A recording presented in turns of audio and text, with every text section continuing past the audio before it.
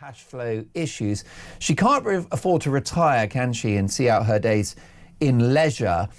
Is there still a chance that she could do a tell-all book, Fergie, My Story, and make millions?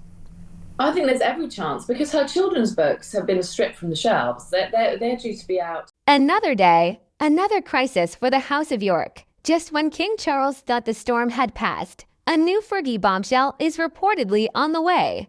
And royal insiders are warning it could be deeply harmful for the monarchy. Sarah Ferguson's next move could change everything. And the palace. They're bracing for impact. Let's get into it.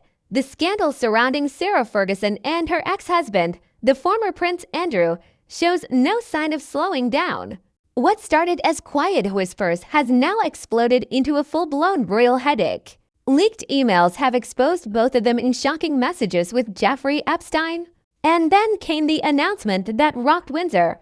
Andrew will no longer be known as a prince and is being forced out of Royal Lodge. Sarah Ferguson, the Duchess of York, has been dropped from several charities after a leaked email showed her apologising to disgraced financier Jeffrey Epstein. Well, Sarah, the bombshell email was reportedly sent to Jeffrey Epstein in 2011 and shows Sarah Ferguson apologising for linking him to paedophilia. Sarah's been told to pack up too. She's reportedly searching for a new place to live and has been firmly told she will not be joining Andrew on the Sandringham estate. After years of living under the same roof, it seems the royal fairy tale has well and truly crumbled. Here's where things take a dangerous turn. Royal expert Richard Fitzwilliams has warned that a new Fergie autobiography could be very harmful for the monarchy. He told GB News, "Any book written by an insider is harmful. But the whole point of an autobiography is that you want to be believed.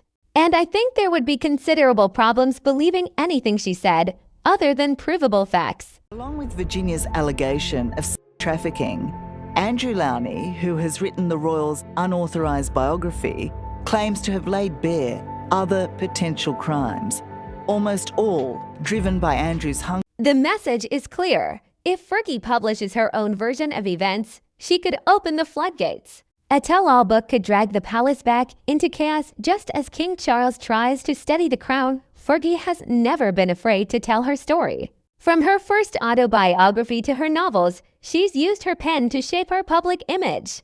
But this time it's different. She's lost her home, her title, and her royal privileges, and she's doing it all while living under intense scrutiny. If she's truly ready to distance herself from the family, this could be her moment to finally speak without filters, without fear, and without the palace controlling the narrative. But can Fergie's word even be trusted? Let's not forget those emails. What's next for Sarah Ferguson and the girls? After the bombshell announcement that the king had stripped Andrew of his remaining titles and took the unprecedented step of de-princing him, many have asked what will happen to him. Back in 2011, Fergie called Jeffrey Epstein a friend. When that came out, her team claimed she only said it under threat. But now more messages have emerged, and they don't paint a flattering picture. Some reports even suggest Andrew lied about when he ended contact with Epstein, which reportedly pushed King Charles to finally strip him of all remaining titles. And now both Andrew and Sarah have lost nearly everything that once tied them to royal privilege. While the Yorks tried to move on, a new threat is brewing. Some sources wonder if the storm brewing is what caused the drastic measures by King Charles and the firm statement issued last week. Is that it then? For Fergie, do you think? Is that the last that we will see of her, in public life at least? Well, no, I think never say never with Fergie. She's a great survivor. She will quietly do things under the radar. I mean, there are plenty of people, particularly in places like China and the Middle East, who are quite happy to associate with us. Republic Campaign Group says it's considering launching a private prosecution against Andrew for alleged misconduct and abuse of power. Their CEO, Graham Smith, didn't hold back. It's a devastating indictment that we must resort to private prosecution. Royals should be treated equally under the law. That statement hit home. Because for many, Andrew and Sarah now represent everything the monarchy doesn't want to be associated with: scandal, money, and entitlement. Inside Buckingham Palace, the atmosphere is described as grim. King Charles has been under pressure to act fast, and the message to the Yorks is clear. enough is enough. Sarah has quietly scrubbed her social media of her Duchess title, replacing it with messages about truth, courage, and reinvention. It's been a steady but sustained stream of charities who've removed Sarah Ferguson or publicly distanced themselves from her. There's now 6 in total. The Duchess of York was last publicly seen a week ago going to the funeral of the Duchess of Kent here with her ex-husband Prince Andrew. Royal aides believe she's preparing to reinvent herself, but the question is how? And if she's planning a tell-all, the palace could soon face its most unpredictable storm yet. So what's next for Sarah Ferguson?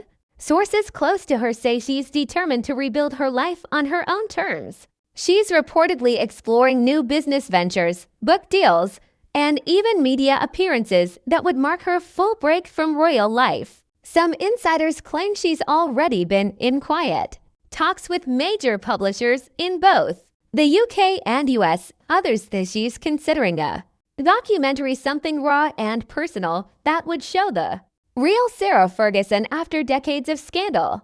This would be explosive and severely damaging to the royal family. This week or next week, I think. That was her latest money-making scheme, another set of children's books. Obviously, they're not going to come out now, so I think she'll write another autobiography. The problem is she's done many of those. She's done many Oprahs. There's nothing really we don't know about Fergie. You know, she's pretty an open book. There's even speculation she may relocate abroad, possibly to Europe or the Middle East, where she's maintained private connections for years. And if that happens, it could signal the final chapter of her royal story, the one where she leaves Britain behind for good, free from the palace's control, but also from its protection. Either way, her next move could decide whether she's remembered as the royal rebel who rose again or the woman who brought even more chaos to the monarchy. And what about Andrew? The man once called the spare now finds himself without a title, without public duty, and soon without a home. It's understood he's been given weeks, not months, to vacate Royal Lodge. The property will return to the Crown Estate, and Andrew is expected to move into a smaller residence on the Sandringham grounds. But behind the scenes, he's reportedly resisting. Insiders claim he's been stalling, insisting on renovation delays, and quietly negotiating for more time. And she describes him as a supreme friend to her, but a spokesperson for the Duchess of York claims she only sent the note because Jeffrey Epstein was threatening to sue her for defamation. At least 6 charities have now cut ties with Sarah Ferguson, including one she has been a patron of. He knows that once he leaves Royal Lodge, the last piece of his royal identity is gone. And while he may be hiding behind closed doors, the world isn't done talking. Investigations could still deepen, with more leaked emails, legal challenges, and new details about his finances likely to emerge. Some reports suggest he's become increasingly isolated, spending hours alone and avoiding family gatherings. Others say he's defiant, convinced he's been unfairly treated, and quietly plotting a personal comeback through private business ventures. But the reality is stark. The king's patience has run out. Andrew is living on borrowed royal time, and the countdown to his full eviction is well underway. It's becoming increasingly clear that even Fergie has finally had enough of Andrew. For years, she stood by him through scandal after scandal, insisting they were the happiest divorced couple in the world. But that loyalty seems to have evaporated. Reports now suggest she wants nothing to do with him, not emotionally, financially, or professionally. Friends say the separation is more than symbolic. It's strategic. She's tired of being dragged down by his disgrace. And palace insiders fear that if the right publishing or media deal lands on the table, she won't hesitate to distance herself completely, even if it means throwing Andrew under the bus to save her own reputation. And that's exactly what makes a potential tell-all so dangerous. A woman with nothing left to lose and plenty of secrets to sell. If more revelations surface, and history tells us they usually do, it could finally end any hope of a return to public life for the former Duke of York. So, what do you think? Will Sarah Ferguson risk everything and tell her story? Or will the palace somehow pull her back into the fold before it's too late and protect their public image? Let me know in the comments below. And don't forget to like, subscribe, and turn on notifications so you don't miss the next update on the royal family.